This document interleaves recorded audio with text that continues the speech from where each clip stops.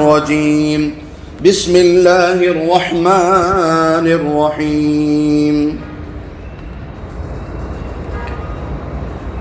وإذ قال إبراهيم رب أرني كيف تحيي الموتى قال أولم تؤمن قال بلى ولكن ليطمئن قلبي قال فخذ أربعة من الطير فصرهن إليك ثم اجعل على كل جبل منهن جزءا ثم ادعهن يأتينك سعيا واعلم أن الله عزيز حكيم صدق اللہ العظیم۔ ترجمہ: اللہ تبارک و تعالیٰ کا مبارک اور مقدس ارشاد ہے، اللہ پاک فرماتے ہیں، اور اس وقت کو یاد کرو جب کہ ابراہیم نے عرض کیا، اے میرے پروردگار مجھ کو دکھلا دیجئے کہ آپ مردوں کو کس کیفیت سے زندہ کریں گے۔ ارشاد فرمایا، کیا تم یقین نہیں لائے؟ انہوں نے عرض کیا کہ یقین کیوں نہ لاتا، لیکن اس غرض سے یہ درخواست کرتا ہوں کہ میرے قلب کو سکون مل جائے۔ ارشاد ہوا کہ اچھا تو تم 4 پرندے لو، پھر ان کو پال کر اپنے لیے مانوس کر لو، پھر اس کے بعد ان کو ذبح کر کے ایک دوسرے میں مکس کر لو، پھر پہاڑ پر ان میں ایک ایک حصہ رکھ دو اور پھر ان سب کو بلاؤ، دیکھو تمہارے پاس سب دوڑتے چلے آویں گے۔ اور خوب یقین رکھو اس بات کا کہ حق تعالیٰ زبردست ہیں اور حکمت والے ہیں۔ صدق اللہ العظیم۔ سورہ بقرہ کی آیت نمبر 260 ہے، آیت نمبر 260۔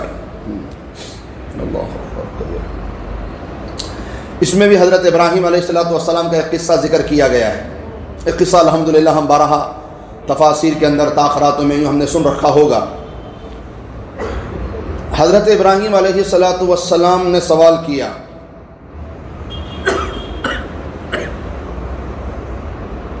کیا حضرت ابراہیم علیہ السلام کو ایمان نہیں تھا، یقین نہیں تھا؟ سوال یہ پیدا ہوتا ہے، حضرت ابراہیم علیہ السلام نے ایسا سوال کیوں کیا کہ اللہ مجھے دکھا دے کہ آپ زندہ کیسا کرتے ہیں؟ اسی لیے اللہ نے وہی پوچھ لیا۔ دیکھو کیا فرمایا اللہ نے، اولم تؤمن، کیا تم ایمان نہیں لاتے؟ کیا تمہیں یقین نہیں ہے کہ ہم دوبارہ زندہ کریں گے؟ اولم تؤمن، آخرت کی چیزوں کے لیے ایمان کا لفظ استعمال ہوتا ہے اور دنیا کی چیزوں کے لیے الم ترا، کیا تم نے نہیں دیکھا؟ اور جو چیزیں نظر نہیں آتی ان کو دیکھنے کے لیے کیا لفظ استعمال ہوتا ہے؟ ایمان کا لفظ۔ کیا تم ایمان نہیں لاتے ہمارے دوبارہ پیدا کرنے پر؟ کیا تمہیں ایمان نہیں ہے؟ اس سے کل والی آیت میں جہاں ایک نیک انسان کا گزر ایک بستی پر سے ہوا، انہوں نے کہا تھا کہ یہ بستی دوبارہ کیسے آباد ہوگی، تو پھر اللہ نے ان کو کیا کیا؟ 100 سال تک موت دے دی۔ وہاں اللہ نے 100 سال موت دی، پھر ان کو زندہ کیا، پھر اللہ نے جواب دیا۔ ان کے سوال کا جواب 100 سال کے بعد ملا ہے، اور یہاں حضرت ابراہیم علیہ السلام کے سوال کا فوراً جواب ملا ہے۔ وہاں جواب لینے میں کتنا وقت گزر گیا؟ اس لیے کوئی نیک انسان تھے، نبی تھوڑی تھے۔ اگر نبی بھی ہیں تو یہ تو اولو العزم میں سے حضرت ابراہیم علیہ السلام ہیں۔ اگر ان کو ہم نبی مان لیں تو بھی حضرت ابراہیم علیہ السلام کا مقام بڑے انبیاء اور رسولوں میں شمار ہوتا ہے۔ اسی لیے حضرت ابراہیم علیہ السلام نے جہاں سوال کیا وہاں فوراً جواب آ گیا۔ اولم تؤمن، کیا تمہیں ایمان نہیں ہے ہمارے دوبارہ پیدا کرنے پر؟ اچھا، یہ اللہ پاک نے خود سوال کھڑا کر کے آنے والے وقت کے اعتراض کا جواب دے دیا ہے۔ اگر اللہ یہ نہ پوچھتے کہ اے ابراہیم کیا تمہیں ایمان نہیں ہے ہمارا دوبارہ پیدا کرنے پر، اگر یہ اللہ سوال نہ کرتے حضرت ابراہیم علیہ السلام سے، اگر یہ آیت کا ٹکڑا نہ ہوتا اور اگلی آیت اس سے جڑی ہوئی ہوتی اور بیچ میں سے اتنا جملہ نہ ہوتا، قال اولم تؤمن اگر نہ ہوتا، تو پھر یہ لوگ اعتراض کرتے، دیکھو حضرت ابراہیم علیہ السلام نے کیسے بے ایمانی کا سوال کیا۔ اللہ نے خود سوال کر کے خود حضرت ابراہیم علیہ السلام کے زبان سے کہلوا دیا، اولم تؤمن، ابراہیم کا تمہیں ایمان نہیں ہے؟ قال بلا، حضرت ابراہیم نے کہا بالکل 100% ایمان ہے میرا اللہ، ولکن لیطمئن قلبی، اگر تو چاہے تو دکھا سکتا ہے۔ جواب وہی ہو گیا، اللہ نے جو سوال کیا وہ آنے والے زمانے کے اعتراض کا جواب ہے۔ اگر اللہ سوال نہ کرتے تو ابراہیم علیہ السلام جواب نہ دیتے، تو لوگ اعتراض کر سکتے تھے کہ دیکھو نعوذ باللہ حضرت ابراہیم نے کیسا سوال کیا، بے ایمانی والا، بغیر یقین والا. اسی لیے اللہ نے سوال کر دیا، حضرت ابراہیم کے دل کی بات زبان پر آ گئی، اللہ نے اسے قرآن بنا دیا کہ میرے ابراہیم کا سوال یہ بغیر یقین والا سوال نہیں ہے، صرف ایک رسول ہونے کے ناطے تحقیقی سوال تھا. ورنہ نمرود کے سامنے تو کہا تھا نا کہ میرا رب وہ ہے جو زندہ کرتا ہے اور مارتا ہے. کس یقین سے کہا تھا بھائی؟ حضرت ابراہیم علیہ السلام کی کسی بھی چیز پر نعوذ باللہ ایک رائی کے دانے کے برابر بھی شک کا سوال ہی نہیں پیدا ہو سکتا.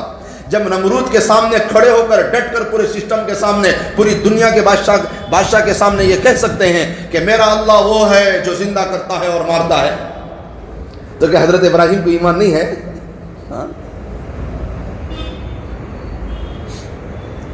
اور جب حضرت ابراہیم علیہ السلام کو آگ میں ڈالا گیا اور حضرت جبریل علیہ السلام مدد کے لیے آئے تو حضرت ابراہیم نے کیا کہا؟ اما علیک فلا، تمہاری بھی ضرورت نہیں ہے، جاؤ گئے. تو اللہ کی ذات پر کتنا یقین ہے، کبھی شک ہوگا؟ یہ تو حضرت ابراہیم، اب ہر رسول اور ہر نبی کا اللہ سے اپنا اپنا ایک معجزہ ہوتا ہے، اپنا اپنا ایک سوال، ایک مطالبہ ہوتا ہے. جیسے حضرت موسیٰ علیہ السلام نے سوال کر لیا، یا اللہ میں آپ کو دیکھنا چاہتا ہوں. یہ حضرت موسیٰ علیہ السلام کا اپنا انداز ہے کہ یا اللہ میں آپ کو دیکھنا چاہتا ہوں. سوال حضرت موسیٰ علیہ السلام نے بھی کیا، سوال ان کی قوم بنی اسرائیل نے بھی کیا،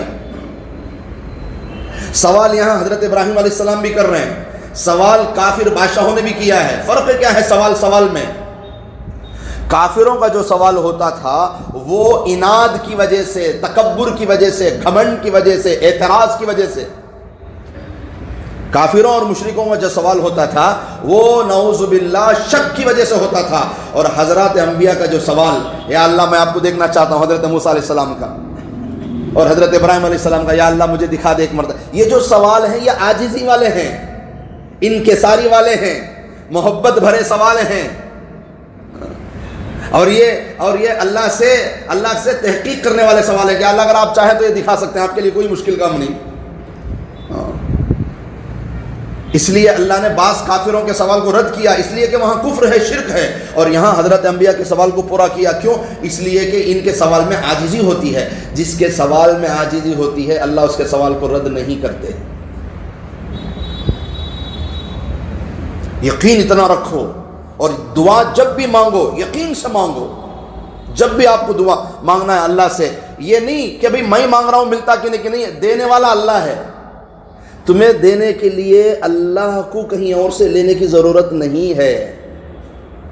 یہ تو ہمارا معاملہ ہے. تمہیں مجھے پوچھے تو کہتی دیو حضرت کو تو میں منگ کو دینا، نہیں تو میرے پاس ایسے دیا تو میرے پاس کم ہو جاتا کرو ڈر.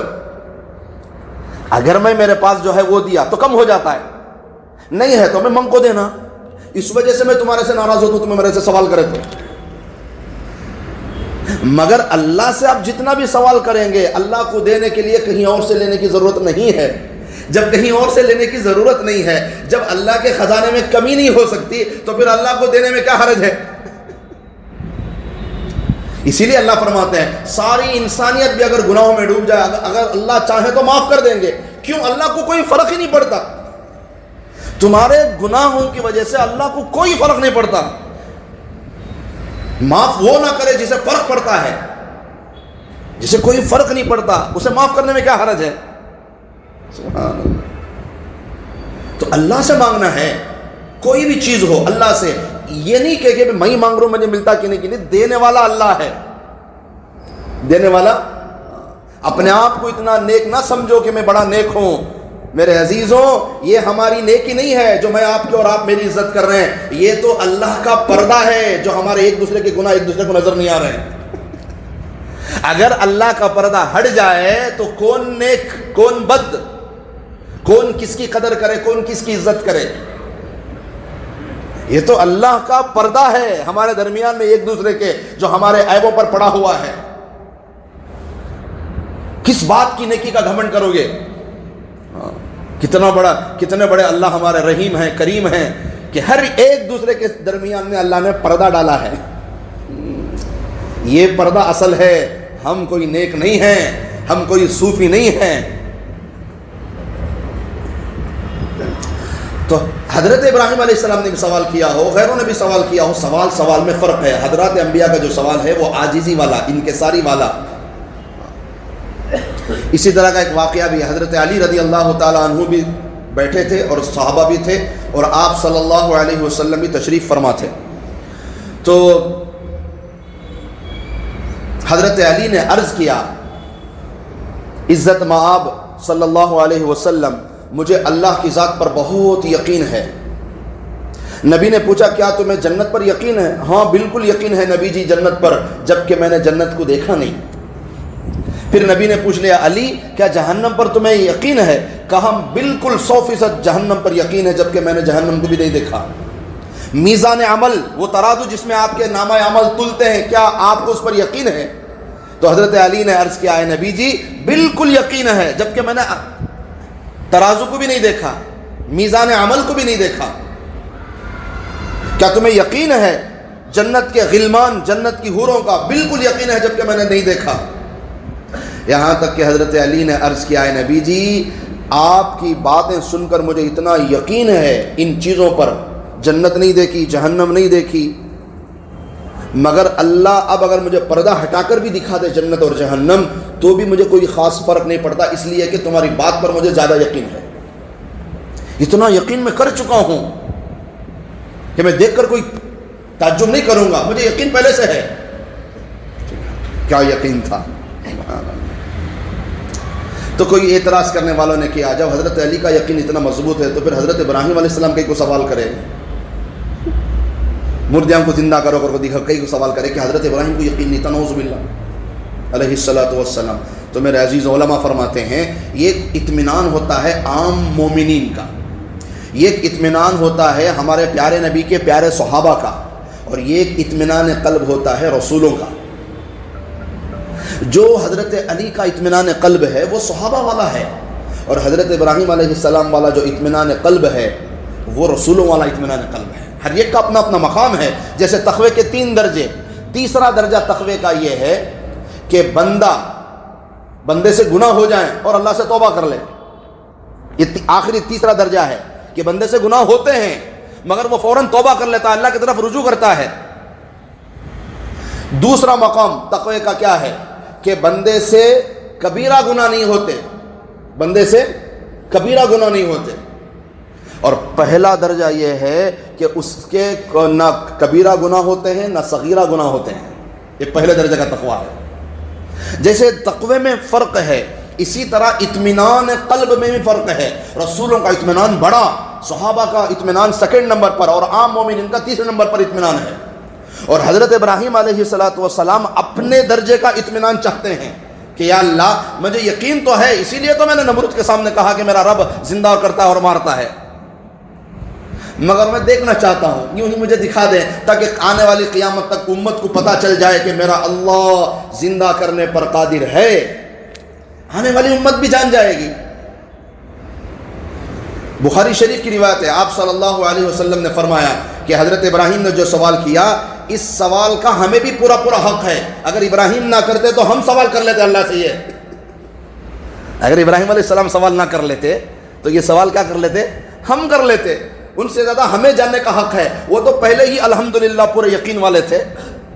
انہوں نے سوال ہی اس لیے کیا تھا کہ آنے والی امت جان جائے کہ اللہ کیسے مرنے کے بعد دوبارہ زندہ کرتے ہیں، ورنہ آدھی دنیا تو یہی مانتی ہے کہ مرنے کے بعد دوبارہ زندہ نہیں کیا جاتا۔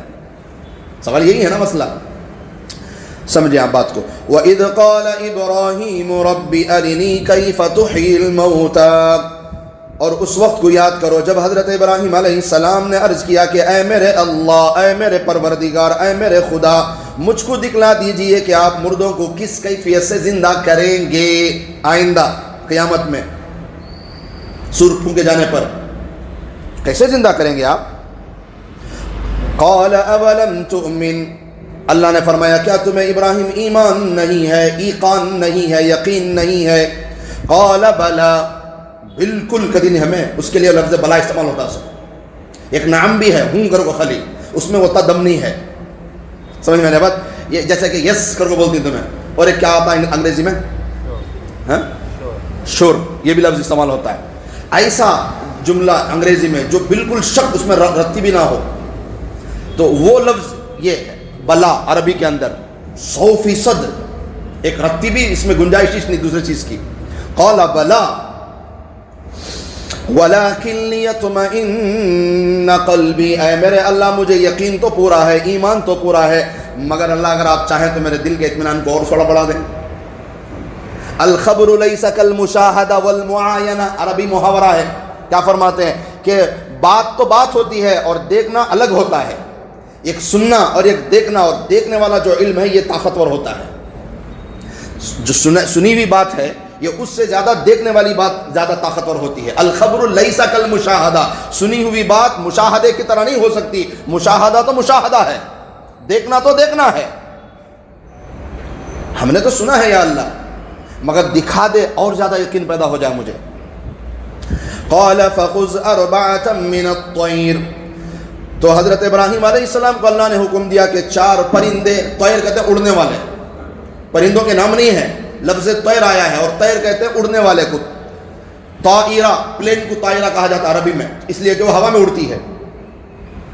تو طیر پرندوں کو کہا جاتا ہے. تو بہرحال وہ اڑنے والے پرندے تھے، جو بھی 4 تھے وہ اڑنے والے پرندے تھے.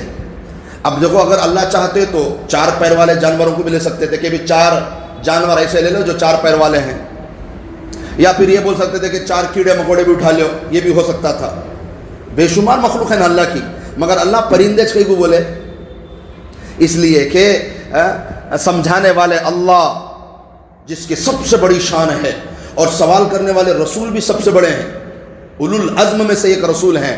جب بتانے والے عالی شان ہیں اور جاننے والے بھی شان والے ہیں، تو سوال کے اندر بھی شان ہونا چاہیے، مسئلہ بتانے میں بھی ایک شان ہونا چاہیے. اور پرندوں کی شان ہے کہ وہ اوپر اڑتے ہیں. اللہ نے زمینی چیزوں کو نہیں اٹھایا، ہواؤں چیزوں کو لیا تاکہ سوال کے اعتبار سے مقام اونچا ہو. تو اربعۃ من الطیر، 4 لیو کر کو بولے، 5 بھی بولے نہیں، 3 بھی بولے نہیں.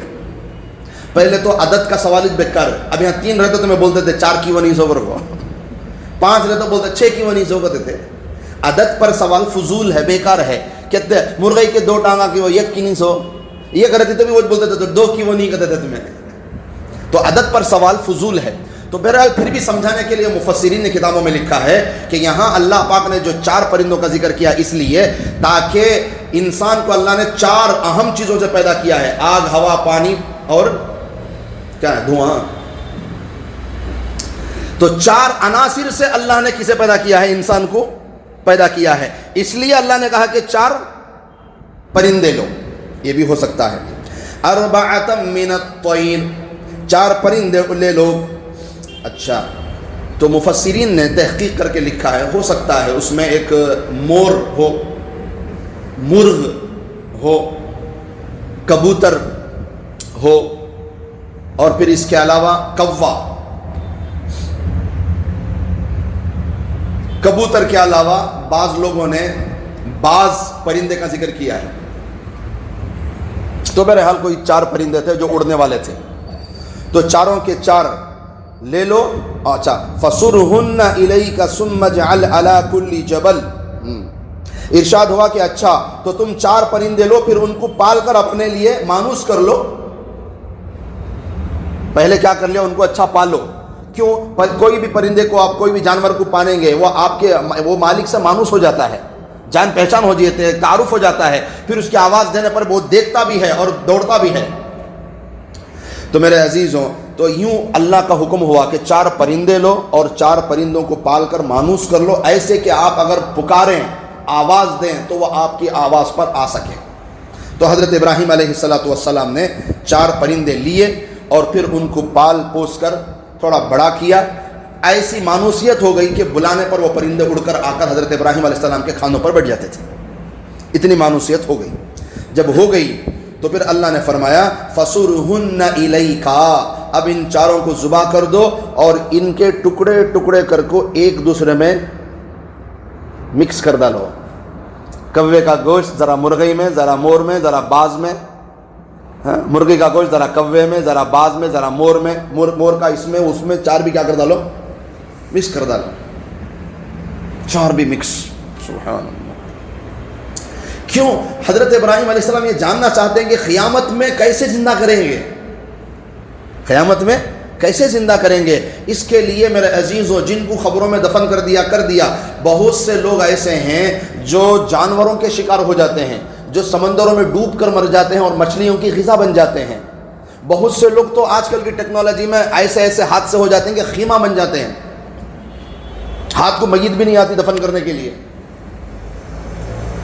خبر کسے کہتے ہیں یہ سمجھیں، خبر وہ نہیں جو یہاں سے کہتے خبرستان میں ہے نا خبراں ہیں نا، وہ خبر اسے کسی ایک مخصوص جگہ کو خبر نہیں کہتے، خبر اسے کہتے ہیں جہاں میت کے اعضاء ہوں اسے خبر کہا جاتا ہے، وہ کہیں بھی ہوں۔ اگر وہ اب مٹی میں ہیں تو اب اسے خبر کہیں گے، اب اگر وہ پانی میں بہہ گئے تو اب وہاں اس کی خبر ہے، اگر وہ جانور کے پیٹ میں چلے گئے اب وہاں اس کی خبر ہے۔ خبر صرف مخصوص جگہ کو یا مخصوص مٹی کے گڑھے کو نہیں کہا جاتا، خبر کہتے ہیں جسم کے اعضاء جہاں بھی ہوں گے وہ خبر ہوں گے۔ جیسے ہمارے غیر مسلم بھائی اپنے مرنے والے مرحوم کو جلا کر راکھ بنا کر ہانڈی میں ڈال کر پانی میں بہا دیتے ہیں استھیاں، اب وہ پتہ نہیں کہاں کہاں جا رہی ہیں استھیاں اور جل کر کتنی پڑی ہیں۔ تو جہاں وہ استھیاں پڑی ہیں، جہاں وہ پڑی ہیں، اللہ بکھرے ہوئے ٹکڑوں کے اندر روح کے ذریعے تعلق جوڑ دیتے ہیں۔ اچھا، حضرت ابراہیم علیہ السلام کے سوال پیدا ہونے کا ایک شان نزول بھی ہے۔ حضرت ابراہیم علیہ السلام سمندر کے کنارے سے ایک مرتبہ ٹہلتے ہوئے جا رہے تھے، تو ایک بڑا پرندہ مر چکا تھا، اور بالکل وہ جہاں سمندر کا پانی لہر آ کو جو واپس جاتا نا مٹی میں اور پانی دو کے بیچ میں پرندہ پڑا تھا، وہ جب پانی آتا تھا اس پرندے تک تو مچھلیاں تھوڑا تھوڑا نوچ کر واپس پانی کے ساتھ چلے جاتی، اور جب پانی چلا جاتا تو جنگل کے جانور آ کر اس میں سے کچھ کھا کر واپس چلے جاتے تھے۔ حضرت ابراہیم کھڑے ہو کر دیکھ رہے تھے، تھوڑا سمندر کے جانوراں کھا رہی، تھوڑا جنگل کے جانوراں کھا رہی، آخر میں ایک پرندہ اڑتے ہوئے آ کو بچا سو لے کر اڑا چلے گا۔ تو اب حضرت ابراہیم علیہ السلام نے سوچا آدھا انہوں کھا لیے، آدھا انہوں کھا لیے، آدھا انہیں اٹھا لے کو چلے گا، اب یہ دوبارہ کیسے جڑتے رہیں گا؟ یہاں آپ کو سوال پیدا ہوگا کہ اللہ پاک ان تمام چیزوں کو، اس لیے کہ اس کا کچھ حصہ سمندر میں، کچھ حصہ جنگلی جانوروں کے اندر، کچھ حصہ عقاب کے پاس چلا گیا، ان سب کو اللہ کیسے جوڑیں گے؟ یہی تو روح کا تعلق ہوتا ہے، جسم ختم ہو جاتا ہے۔ بھئی کافر کو اگر شیر کھا کر ختم کر دے عذاب تو اسے بھی ہوگا، کہاں حضرت اس کی خبر ہی نہیں نا، اسے جلے بھی نہیں، اس کی استھیاں بہے بھی نہیں، اس کی خبر بھی نہیں، تو عذاب کیسا ہوتا؟ عذاب ہوتا ہے، عذاب روح کو ہوتا تو جسم کو نہیں ہوتا۔ عذاب کسے ہوتا ہے؟ روح کو ہوتا ہے، اور روح کو اللہ سارے اعضاء میں جوڑ کر ایک تعلق جوڑ بنا دیتے ہیں۔ یہی وہ قیامت میں دکھانا ہے کہ قیامت میں ایک ایک خبر میں کتنے کتنے سارے میتوں کو دفن کر دیتے ہیں ہم، وہ ہڈی میں ہڈی مل گئی، وہ ہڈی میں ہڈی مل گئی، 50 میتوں کو اگر یہ خبر میں دفن کیا جاتا ہے تو 50 جنے کے ہڈیاں کیا ہو گئے؟ مکس ہو گئے۔ وہ گوشت کھانے والے جانوراں، وہ جانوراں کو کھانے والے جانوراں، انہوں ختم، انہوں ختم، انہوں ختم۔ سوچتے چلے جاؤ کتنی گہرائی ہے بات میں۔ پھر بھی اللہ پاک کیا فرمائیں گے؟ ایسے زندہ کروں گا قیامت کے دن کہ تمہارے انگوٹھوں کا مہر بھی تمہیں ہی دوں گا، دوسرے کا نہیں آئے گا۔ سبحان اللہ، یہ اللہ کی قدرت ہے۔ کیوں؟ یہ اسے ماننا کیا مشکل ہے؟ بھئی پیدا ہونے کو اگر آپ سامنے رکھ لیں گے تو پھر دوبارہ اٹھے جانے کو کوئی مشکل نہیں ہوگا۔ آپ جب ہم پیدا ہوئے تو ہم کہاں تھے؟ یہ سوچ لیں پہلے، ہم جب پیدا ہوئے نہیں تھے تب ہم کہاں تھے؟ اللہ نے ہمیں کیسے جوڑا؟ پتہ نہیں کس بھاجی میں تھے، کس گوشت میں تھے، کس سبزی میں تھے، کس ترکاری میں تھے، کس گیہوں میں تھے، کس چاول میں تھے، وہ ہماری والدہ نے کھایا، وہ ہمارے والد صاحب نے کھایا، پھر ان کے اندر مادہ اللہ نے بنایا، پھر وہ مادہ جوڑا تو ہم پیدا ہوئے ہیں۔ تو سوچو پوری دنیا میں بکھرے ہوئے تھے ہم، اللہ نے پوری دنیا سے جب ہم اللہ جوڑ سکتے ہیں تو دوبارہ جوڑنے کے لیے اللہ کے لیے کیا مشکل ہے؟ سبحان اللہ، پہلے جوڑنا تو مشکل ہوتا ہے نا۔ ایک ٹاٹا سومو بنانا مشکل ہے، جب ایک بار بنا دے تو 300 بنا کھڑا کر دے، 3000 بنا کھڑا ہوتا، 3 لاکھ بھی بنا کھڑا ہوتا، اب کیا مشکل ہے؟ ایک پہلا والا مشکل نہ ہوتا سو، جب پہلی دفعہ اللہ تم نے ساری دنیا سے جوڑ کو بنا ڈالی تو پھر دوبارہ پیدا کرنے میں کیا حرج ہے؟ 1 سیکنڈ میں اللہ پیدا کریں گے۔ تو خبر کہتے ہیں جہاں اجزاء ہو وہ خبر، ٹھیک ہے نہیں؟ صرف گھڑے کو خبر نہیں کہتے، اسی لیے جہاں جہاں جس کے اعضاء ہوں گے وہیں اس کی خبر ہوگی۔ روح سے اللہ اس کا سارا تعلق جوڑ کر پھر اس کے ساتھ جنت یا جہنم وہ معاملہ فرمائیں گے۔ فرمایا فَصُرْهُنَّ إِلَيْكَ، پھر چاروں کے خیمے کر دیے اور چاروں کو ایک دوسرے میں مکس کر دیا. ثُمَّ جَعَلْ عَلَى كُلِّ جَبَلٍ، پھر کسی نے کہا کہ 4 پہاڑوں پر اللہ نے رکھنے کا حکم دیا، کسی نے کہا 7 پہاڑوں پر، بہرحال کتنے بھی رکھیں دے. تو ہر پہاڑ پر حضرت کیا کر ڈالے، تھوڑا تھوڑا مکس کر کو رکھ ڈالے. اچھا ان کی گردن بھی وہاں، کس کی پاواں بھی وہاں، کس کی پراں بھی وہاں رکھ ڈالے الگ الگ. منہن جزءا، اور پھر ان سب کو بلاؤ. ثم ادعوہن، پھر ان سب کو بلاؤ. تمہیں نامہ رکھو تھیرینگا کہتے بھی پالتے وقت، وہ نامہ سے پکارو. تمہاری آواز انہوں پہچانتی، تمہیں پال کو ہی، جیسے انہوں زندہ تھے تب تمہیں بلاتے تھے تو اڑکا کو تمہارے کھاندوں پر بیٹھ جاتے تھے پرندے، اب دوبارہ تم ان کو آواز دو، وہی آواز دو، وہی نام سے. تو پھر حضرت ابراہیم علیہ السلام نے دوبارہ ان کو آواز دی وہی ناموں سے اور وہی مانوسیت کے ساتھ، وہی محبت کے ساتھ جو وہ زندگی میں پلاتے تھے. تو سارے پرندوں کا گوشت، پہلے کوا مثال کے طور پر اگر مور کو بلائے رہیں گا تو 4 یا 5 یا 7 حصوں میں سے تھوڑا تھوڑا گوشت جو مور کا تھا وہ ہوا میں اڑا اور سب آپس میں پہلے ہڈیاں جڑنے لگی اور ہڈیوں پر گوشت چڑھنے لگا. پھر اس سے سر اس کا لگا، پھر اس کے پیر لگے، پھر اس کے پر لگے، اور جب سارا بن گیا تو پھر اللہ نے اس میں روح بھی ڈال دی اور وہ زندہ ہو کر مور اڑتا ہوا ایسے ہی جیسے وہ زندگی میں آتا تھا، مرنے کے بعد دوبارہ زندہ ہو کر واپس آ کر حضرت ابراہیم علیہ السلام کے پاس پہنچ گیا. یأتینک سعیا، کوشش کرتے ہوئے آئے. اچھا اڑا کو اللہ نہیں لے گا ان کو، جب زندہ کرے تو کیا کرے، نہیں اڑا کو نہیں لے لگا ہے، چلا کو لے لگا ہے.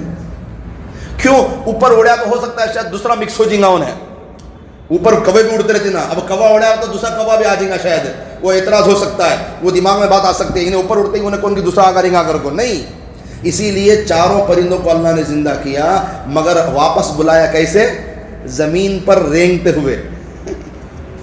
یأتینک سعیا، کہ کوئی تمہیں ڈاؤٹ نہ رہے یہی وہ پرندے ہیں جن کو تم نے ذبح کیا تھا اور یہی وہ پرندے ہیں جن کو ہم نے دوبارہ زندہ کیا ہے.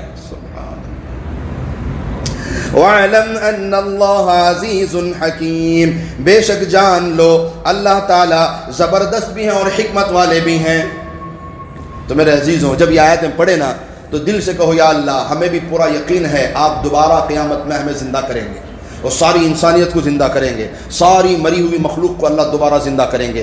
ہم سب کہیں گے دل میں یہ کہو کہ یا اللہ ہمیں بھی یقین ہے، ہمارے بھی یقین میں اور اضافہ نصیب فرما. ہم سب ایمان لاتے ہیں بعد باسل موت، یہ مرنے کے بعد دوبارہ اٹھائے جانے پر ہم سب کو ایمان ہے.